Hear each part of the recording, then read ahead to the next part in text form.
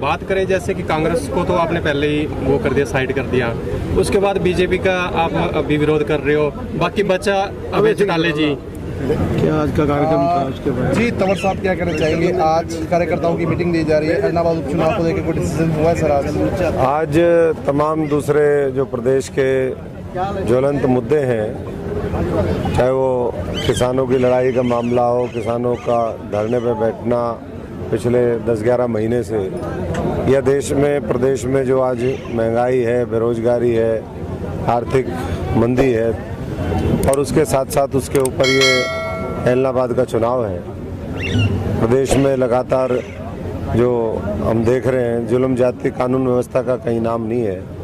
इन तमाम मुद्दों को लेकर के कहीं दलितों का बहिष्कार का मुद्दा है, कहीं उनके ऊपर अत्याचार, ना बहनें सुरक्षित हैं। इन तमाम मुद्दों के ऊपर हमने आज यहाँ पर चर्चा करी है साथियों से, और फीडबैक भी ले रहे हैं, और आगे एलनाबाद के इस चुनाव में किस तरीके से हम लोगों की क्या भूमिका हो, सारे साथियों से चर्चा हम आज करने में लगे हुए हैं। और जो इसका निष्कर्ष निकल कर के आएगा, फील्ड में जा कर के, एलनाबाद में गाँव में जा कर के, उसके आधार पर हमारे सारे साथी मिलकर के फैसला लेंगे। आपको कैंडिडेट खड़ा करना चाहिए था यहाँ अपने मोर्चे की तरफ? नहीं, हमारा मोर्चा है, ये पार्टी तो है नहीं अभी।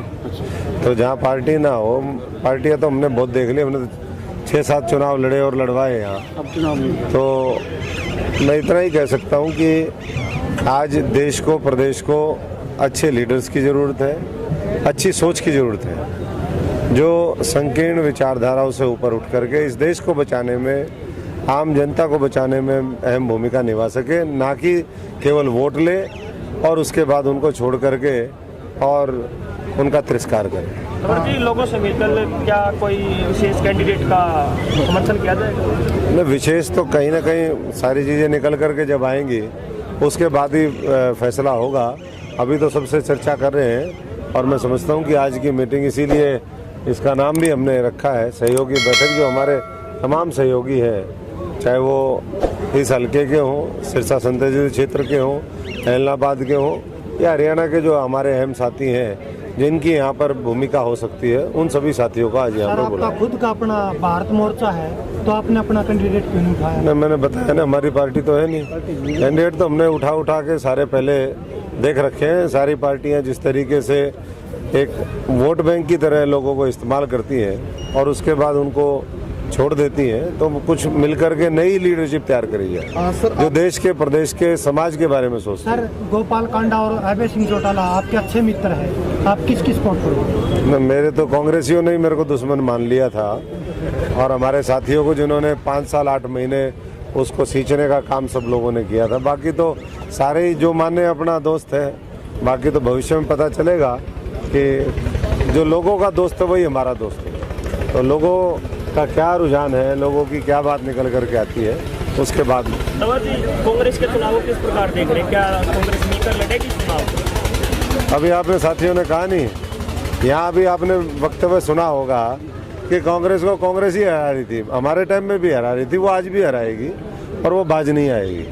तो इसमें कोई नई बात नहीं है। ये तो अब जितनी पुरानी पार्टी है उतने ही इसका मर्ज भी, बीमारी भी उतनी पुरानी है।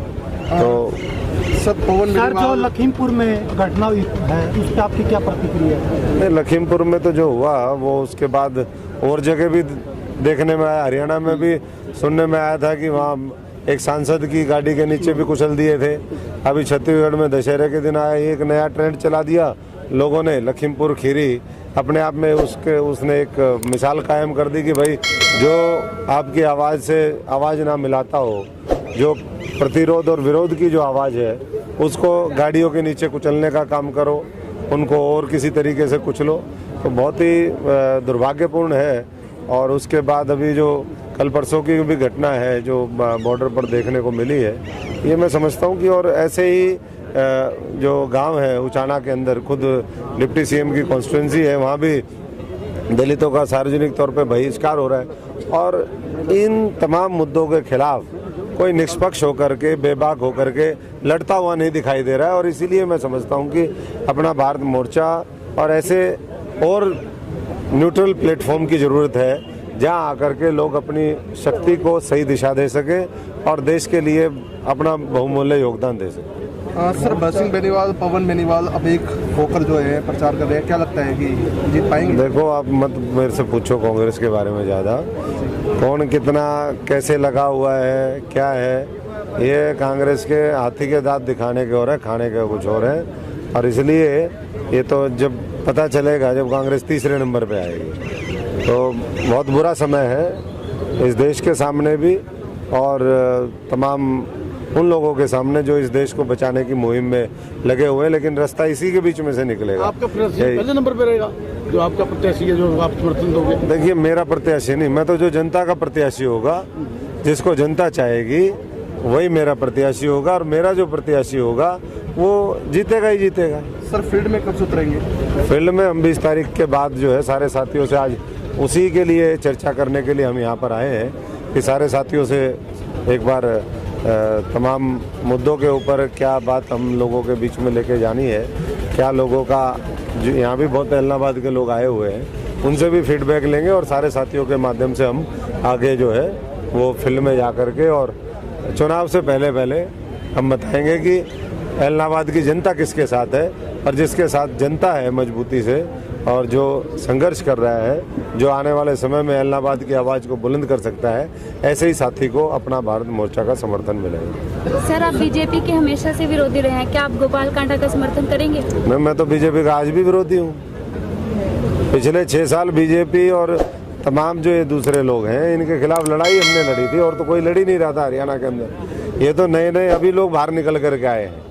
पिछले साल भर से इनको समझ में आया है कि हम विपक्ष में बैठे थे 7 साल से, अब कह रहे विपक्ष आपके समक्ष। अरे भैया, 7 साल बाद आप विपक्ष आपके समक्ष प्रोग्राम चला रहे हो। आपने इतने दिन बीजेपी को, यहाँ पर पहले तो उनको लेके आए बीजेपी को सत्ता में 2014 में, फिर उनको जिंदा रखा, और आज भी वही काम कर रहे हैं लोग।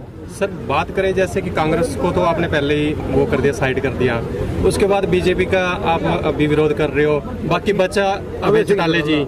देखिए, मैंने कहा ये तो आप मायने निकाल रहे हो ना, अब आप एक एक के बारे में पूछोगे तो वो भी बात निकल करके आएगी। मैंने कहा कि जिसको इलाहाबाद की जनता चाहेगी उसी के साथ हमारा अपना भारत मोर्चा का समर्थन होगा।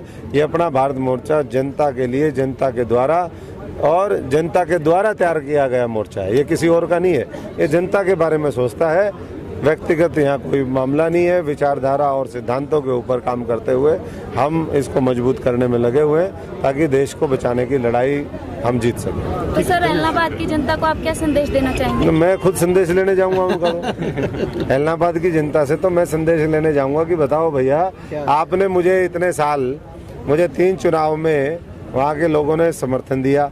अब मैं उनसे पूछूंगा कि मुझे किसका समर्थन करना है, ये तुम ही बताओ मेरे भाइयों सबको। तो जो वो कहेंगे वैसा ही मैं कर दूंगा। ये मैं लिख के भी दे सकता हूँ, एफिडेविट भी दे सकता हूँ।